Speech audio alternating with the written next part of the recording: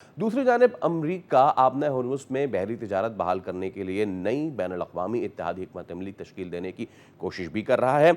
और सबसे मज़े का ख़ेज़ बात यह, जो कि आज मेरे गेस्ट से पहला सवाल भी यही है कि डोनाल्ड ट्रंप जिन्होंने कल अपने आप को एक क्लाशनकोफ मैन के तौर पे सामने लेके आए थे, गुज़िश्ता रात उन्होंने एक नया काम किया है और वो ये कि उन्होंने स्ट्रेट ऑफ हॉर्मुज़ की जगह दुनिया के मैप पे स्ट्रेट ऑफ ट्रंप लिख दिया है। हमारे साथ मौजूद है माहिर बैन अल-अक़वामी उमूर डॉक्टर हामिद अल-मशरक़ी साहब। डॉक्टर साहब अस्सलाम वालेकुम और बहुत शुक्रिया आपके वक्त के लिए। डॉक्टर साहब, जंग का माहौल है पूरी दुनिया में, लोग तज़ब्ज़ुब का शिकार हैं, परेशानी है, but you know what, Trump is slowly and gradually becoming my favourite, क्योंकि वो दुनिया को एंटरटेनमेंट का मौका हाथ से नहीं जाने दे रहे। कभी वो मसीहा बन जाते हैं, कभी वो गन लेके कहते हैं कि नो मोर नाइस गाय, और उसके बाद वो ये कह देते हैं कि आज से दुनिया का जो ये नक्शा है, आबनाए हॉर्मुज़ जैसी कोई नहीं है चीज़ इसमें, आबनाए ट्रंप है इसमें। अब आप भी महसूस हो रहे होंगे यकीनन। बहुत शुक्रिया फैसल। मैं खुद महजूज भी हो रहा हूँ और मैं अमरीकी अवाम पे रहम भी खा रहा हूँ। मुझे हाँ। उन पे अफसोस भी आ रहा है। मुझे उनके ऊपर मुस्तकबिल उनका बहुत मुश्किल नज़र आ रहा है। एक ऐसा शख्स उनके ऊपर हुक्मरान है जिसके फैसला साजी या जिसका अंदाज हुक्मरानी जो है वो खुद अमरीका के लिए बहुत परेशान कुन है। देखिए, अभी चंद दिन पहले उन्होंने इसी को आबनाए ईरान भी कहा जब वो मुज़ाकरात कामयाब हो रहे थे। फिर उससे उससे पहले उन्होंने इसको इनका एक्चुअली प्रॉब्लम ये है कि खुद अनडिसाइसिव है और जो बात वो सोचते हैं या जो बात इनको यहूदी लॉबी के ज़ेरे असर समझाई जाती है और उसी के ऊपर एकदम से रिएक्ट करते हैं। देखिए, अभी सूरत हाल फैसल फिर एक बार ख़राबी की तरफ जा रही है और वो ख़राबी ये है कि दोबारा से ईरान पर भरपूर हमले की बात हो रही जी। है। कह रहे हैं कि ईरान को हम इस हमले के बाद मुज़ाकरात पर दोबारा से मजबूर कर सकते हैं। एक बार फिर वही बातें हो रही हैं कि जी ईरान को कोई ज़बरदस्त कारी ज़रब लगाई जाए।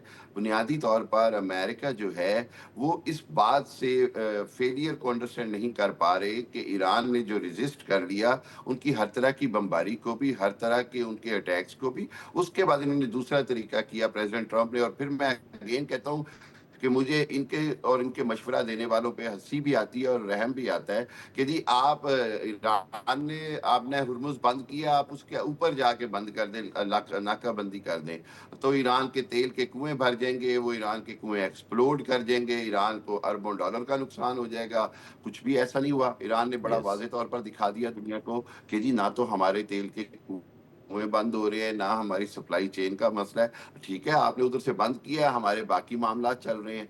तीसरी बात ये है कि क्या अमेरिका ये समझता है कि वो यूँ दनदनाता फिरेगा और रूस अब या चाइना जो है वो इन्वॉल्व नहीं होंगे? मैं सूरत-ए-हाल को इस हवाले से बड़ा ख़तरनाक होते हुए देख रहा हूँ, क्योंकि बात ये कि 2 दिन पहले जब अब्बास इराक़ची सदर पुतिन से मिले तो उन्होंने बड़ा वाज़ेह तौर पर एक उस उनसे एक जेस्चर सामने आया सदर पुतिन का और रशियन मिनिस्ट्री का बयान सामने आया कि रूस जो है वो इससे लाताल्लुक़ नहीं रहेगा। ये जी। एक सिग्नल है। अब देखिए, मैं ये बात समझता हूँ कि अमेरिकन प्रेसिडेंट ये समझ रहे हैं कि जिस तरह अभी तक चाइना और रशिया इन्वॉल्व नहीं हुए, आगे भी नहीं होंगे, ऐसे नहीं हो सकता।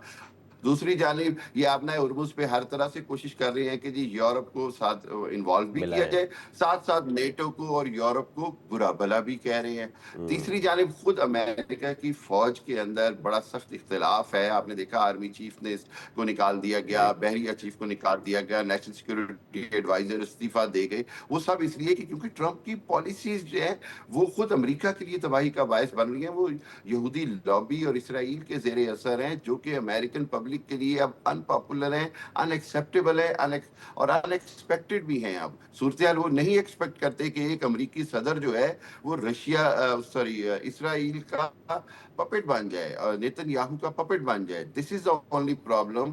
आप सारी सिनेरियो को गौर करें तो ऐसे लग रहा है कि प्रेसिडेंट ट्रंप जो हैं, वो नेतन्याहू और इसराइली लॉबी के और इसराइल के पपेट बने हुए हैं और अमेरिका जो है वो इसराइल की प्रॉक्सी बना हुआ है। एब्सोल्युटली। और इस पे ना there is a very famous cartoon series as well, puppet regime.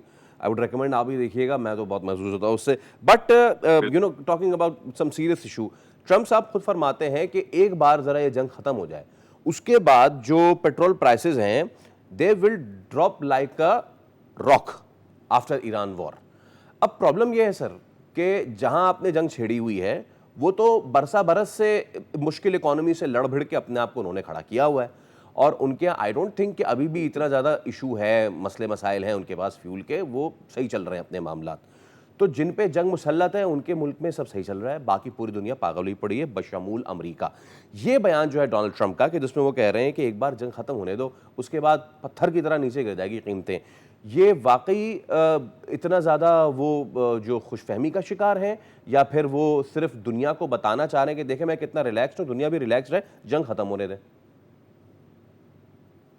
دیکھیے فیصل، یہ انتہائی مس کیلکولیشن ہے اور انتہائی یس. میں کہتا ہوں مس گائیڈڈ قسم کا یہ سٹیٹمنٹ ہے، دنیا کو گمراہ کرنے کا سٹیٹمنٹ ہے. اور اس کے اندر ایک اور بڑی انٹرسٹنگ چیز جو میں بار بار نوٹ کرتا ہوں، کہ ایک طرف سے تو پریزیڈنٹ ٹرمپ کہتے ہیں جی کہ ان کے پاس وینیزویلا اور امریکہ کے پاس دنیا کا سب سے زیادہ تیل ہے. ٹھیک ہے، اگر آپ کے پاس تیل ہے تو آپ کے ہاں قیمتیں اتنی کیوں بڑھ گئی ہیں؟ یعنی $4 سے $7 پہ چلا گیا ہے واو. پر گیلن.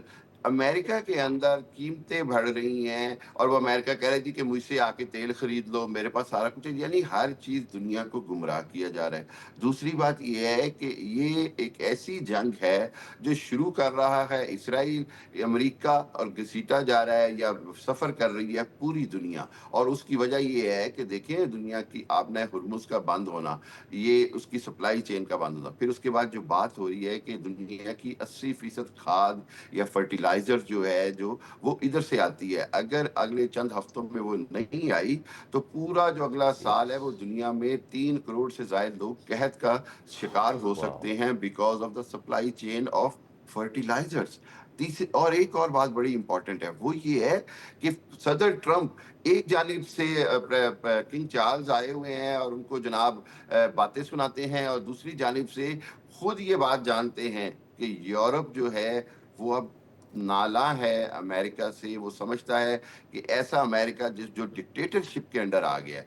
پریزیڈنٹ ٹرمپ کا جو انداز حکمرانی ہے وہ یورپ کو نظر آ رہا ہے کہ کوئی ڈکٹیٹرشپ کا کوئی عجیب ماڈرن سی فارم ہے جو بادشاہت سے بھی آگے ہے. جس کو دیکھیں نا، پریزیڈنٹ ٹرمپ کو اپنے کسی بھی اقدام کے لیے نہ تو کانگریس سے انہوں نے کوئی اپروول لی، نہ ہی اپنی کابینہ سے اپروول لی، نہ ہی انہوں نے پبلک رائے عامہ اس پہ ہموار کی. تاریخی بات یہ ہے فیصل کہ جب امریکہ نے عراق پہ حملہ کیا تو انہوں نے نہ صرف مطلب غلط کیا، انتہائی دنیا کا ایک بڑا جرم تھا عراق پہ حملہ کرنا، بالکل. لیکن اس جرم کو کرنے سے پہلے بھی امریکہ نے یونائٹڈ نیشن کو انوالو کیا. ایک فیک طریقے سے یونائٹڈ نیشن سے آپ نے اس کی اپروول لی، آپ نے امریکن پبلک کو انگیج کیا، ان کو مس گائیڈ کیا، یا جیسے بھی ان کو بتایا کہ عراق جنگ بڑی ضروری ہے. اس کے بعد آپ نے برطانیہ سمیت پورے یورپ کو اپنے ساتھ کھڑا کیا. نیٹو جو ہے وہ اس جنگ کا حصہ بنی اور پوری دنیا جو ہے وہ ایک طرح سے امریکہ کے ساتھ کھڑی ہوگی، ایٹ لیسٹ ویسٹرن ورلڈ. آج جو ہے وہ ویسٹرن ورلڈ کو تو سمجھ آ گئی ہے کہ یہ ساری اسرائیل کی جنگ ہے، اسرائیل کی بقا کی جنگ ہے، اسرائیل کی وہ جو گریٹر اسرائیل ہے اس کے منصوبے کی جنگ ہے، اسرائیل کی وہ جو مقدس جنگ ہے یہ اس کا حصہ بنا رہے ہیں، یہ وہ اینٹی کرائسٹ کے لیے بنا رہے ہیں. تو اس سارے کے اندر جو آج کی نئی جنریشن ہے، چاہے وہ ویسٹرن ورلڈ سے ہو، چاہے وہ آسٹریلیا سے ہو، چاہے وہ کینیڈا سے ہو، یہ تمام جاپان سے کہیں، یہ تمام قومیں یہ سمجھ چکی ہیں کہ اس کے اندر اسرائیل کا ویسٹرن انٹرسٹ، یعنی ان کے اپنا ذاتی مفادات انوالو ہیں. پھر اس کے بعد نیتن یاہو کا سیاسی مستقبل انوالو ہے. اس کا دنیا کے امن سے یا دنیا کی کسی بھی ایسی چیز سے کوئی لینا دینا ہے ہی نہیں جس سے دنیا جو ہے وہ امریکہ یا اسرائیل کا ساتھ دے. یہ وہ بنیادی بات ہے جو سمجھنی ہوگی آل رائٹ. پریزیڈنٹ ٹرمپ کو بالکل کہ ٹھیک وہ ہے ڈاکٹر اکیلے ہیں صاحب، بالکل اور ٹھیک ہے. اکیلے ہی رہیں گے. تھوڑا وقت رہ گیا ہے. جب ہم بات کرتے ہیں as we are talking right now, یہ آج 60واں دن ہے جب سے جنگ شروع ہوئی ہے. 60 دن، بالکل 2 مہینے، بہت بڑا وقت ہوتا ہے.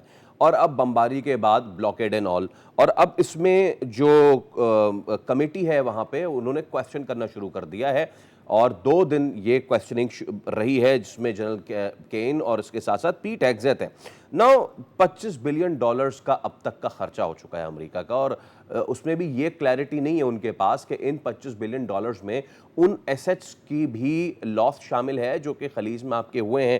مائی کویسچن از کہ یہ جو ایکسس، ہم تو سمجھتے ہیں نا ہمارے جیسے ریجن میں کہ اس طرح کی چیزیں فیوٹائل ہوتی ہیں، لیکن امریکہ جہاں مضبوط اقدار ہیں جمہوری، وہاں پہ اگر کوئی پبلک کمیٹی اس طرح کی کویسچننگ کرے اب اس معاملے میں ڈو یو تھنک کہ اس پہ کوئی اثر بھی پڑے گا ان لوگوں پہ جس طرح کا ان کا بیلیکوز لینگویج ہے پیٹ ہیگسیت کا اینڈ آل، یا پھر یہ فیوٹائل ایکسرسائز ہے؟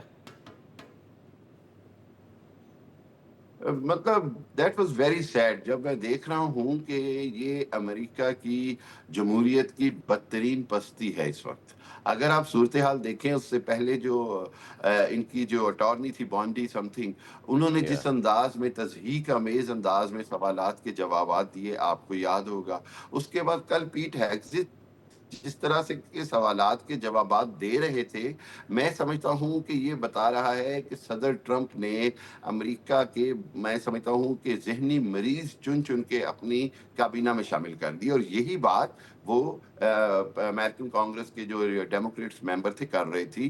کہ مجھے ایسے لگ رہا ہے کہ صدر ٹرمپ کے ساتھ ساتھ جو انہوں نے کیبنٹ کے بندے یا جو اپنے وزیر جنگ بنائے ہیں یا دوسرے لوگ، وہ بھی اسی طرح کے ذہنی مریض ہیں جو اتنا سوالات کے جوابات دینے چاہتے ہیں. وہ خود بھی اپنے آپ کو تمام سوالوں سے مبرہ سمجھ رہے ہیں. وہ سمجھتے ہیں کہ جی وہ سوالات کے جواب میں کوئی گالی گلوچ کریں گے تو اس سے کوئی بڑا کوئی امپریشن جائے گا.